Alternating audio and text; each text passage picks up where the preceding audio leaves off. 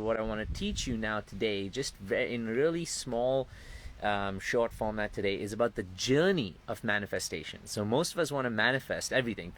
I want you to take a second to throw in the chat what you really want to manifest. You want to manifest a relationship, you want to manifest money, you want to manifest a lot of wealth, you want to manifest security. What is it that you want to really manifest in your life? And I'm going to tell you something really powerful, something really amazing about how you need to pay attention to the little signs that the universe is giving you around manifestation in your life. When we want to manifest something, right? When we want to be able to create something and attract it into our lives, think of it as if you're putting out this message into, like, this external universe, this energetic space around you. So your first step is that when you are aware of what you want, you're putting it out there. Now, the second step, which is one of the most important steps of manifestation, is to be patient, is to accept the journey, is to be open and listen to, like, how the journey is actually manifesting, watching the signs, but more importantly, not to fucking doubt yourself and break yourself all the way back down. This is the step where most of us fail when it comes to manifesting what we want. This is the step where most of us trip up on our own wounds. So I'm going to take a second here to talk about how attaching to our past traumas, attaching to our past belief systems, actually breaks down our manifestation. So scientifically, the way your brain works is literally what you believe and hold on to from the past, what you believe from yesterday, you will reproduce into your present today, because your brain is a collection of experiences and moments and everything from the past. Your emotions, actually Dr. Joe Dispenza said this and it was really powerful, your emotions are the chemical residue from past experiences. So even the emotions you have today are actually emotions that are reminding you of something from the past. And so when they bring it up to the surface today, you think you're feeling triggered about something right now, you think you're feeling insecurity right now, you think you're feeling scarcity right now, but what you're actually feeling is a reproduction of the scarcity, the wounded beliefs, the doubts and the anxieties from your past. And so if today was a reproduction of yesterday, and today is a reproduction of yesterday, then tomorrow will be an extension of today. So in essence, if my future is basically what I'm doing right now, I create my future of, right? So then what this means is my future becomes a reproduction of my fucking past. Because if today is a reproduction of yesterday and tomorrow is an extension of today, then technically tomorrow is basically just an extension of my yesterday. So what this means is, listen carefully. If you have a strong scarcity mindset that you're carrying from your trauma, from your pain, from your wounds, whether it's about relationships, whether it's about money, most importantly, whether it's around self-worth, then that is going to be reproduced into your tomorrow unless you break those wounds, unless you choose to heal those patterns, unless you choose to go back and let go of those wounded beliefs holding on to you. Now, a lot of what those wounded beliefs are is that I'm not good enough, I'm not going to have this, I don't deserve this. And so, what's really interesting is you may actually attract a partner, you may attract love, you may attract a person to be in a relationship with you.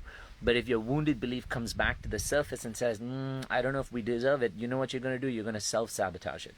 Let me show you some different ways how it shows up. It shows up in business when, for example, when you want to take a step to move forward and you're like, you know what? I think we can actually do this. I think we can charge this. I think we can own up for how much we deserve. I think we can own up to, what we can bring into our lives. Then you stop yourself. Maybe you stop yourself, someone in your team, you stop yourself and be like, nah, it's too expensive. Nah, what if people don't come? What if people don't want to pay? What if we're left all alone, not having, have invested in this and not having anything come from it? Then that's a down. You're like, yeah, you know what? Better to play it safe than to be brave. And then that's how you self-sabotage in business. In love, it shows up when you get a partner, they come into your life, and you're thinking to yourself, you know what, this person doesn't really treat me well. This person isn't really showing up for me. They may be I had this discussion with someone the other day where their partner was continuously looking at pictures of other women. And this girl was feeling so threatened by it, and yet she didn't have the strength to leave him. And so I asked her, I was like, what is it that keeps you holding you back from leaving him? And she said, oh, it's the hope that he'll get better. It's the hope that one day he'll show up for me. It's the hope that one day, maybe he'll heal from his wounds. And you cling on to that hope, not because it's actually optimism. It's actually a reflection of your doubt in yourself. You don't believe that you can attract someone who truly deserves to show up for you in this moment. And so you are attaching to the hope that in the future that person will get better. But remember what I said, your future is a reproduction of your past. And in your past, if you've had those patterns and you haven't chose to break them, if you haven't chose to like show up for yourself and learn to love yourself, you're going to reproduce them. So this is how insecurity from the past can choose to absolutely manipulate our future and destroy our future. When it comes to manifestation, remember I said I wanted to tune into something and talk to you about the journey of manifesting. Now, most of us, when we think about money, when we think about relationships, when we think about wealth, or we think about success, we go straight to the end point. We go straight to the destination. We go straight to the having of it, and we're like, okay, I just want to have this thing. Here's something so fucking crazy that most manifestation coaches will not tell you. If you focus continuously on what you want to have, you may not realize, but every time you focus on, oh, I want this beautiful relationship, you're reflecting back to your life that you don't have it right now.